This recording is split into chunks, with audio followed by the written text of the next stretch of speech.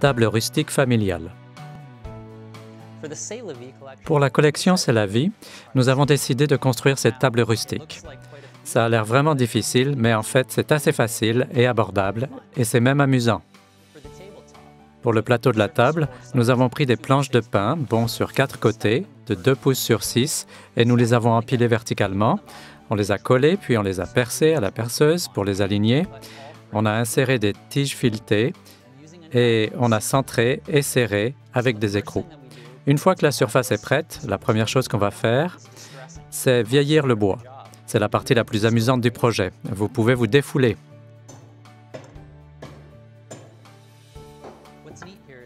L'objectif est de créer des marques qui font penser que le bois s'est usé avec le temps. J'utilise aussi un pied de biche. Comme vous marquez le bois, la peinture va s'accumuler dans certaines marques. Ainsi, au moment du sablage ou du ponçage, vous allez créer différents niveaux de peinture. C'est amusant de vieillir ce meuble, mais il faut éviter d'en faire trop. Une fois terminé, on va pouvoir passer à la peinture. Je commence avec un peu de jaune. Il ne faut pas trop peindre, juste isoler une ou deux planches à la fois et ajouter un peu de la même couleur au bout de ces mêmes planches pour donner l'idée qu'elles ont été récupérées dans une vieille grange. Ensuite, je vais mettre un peu de bleu, juste au milieu de ces deux planches, et je vais remplir cette petite empreinte, et quand je sablerai plus tard, une partie de la peinture restera. Et je vais terminer avec un peu de vert, et je vais dépasser sur le bord.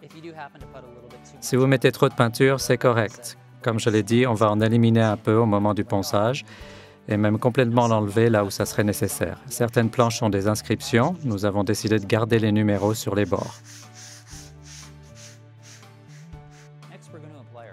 Ensuite, on applique la teinture.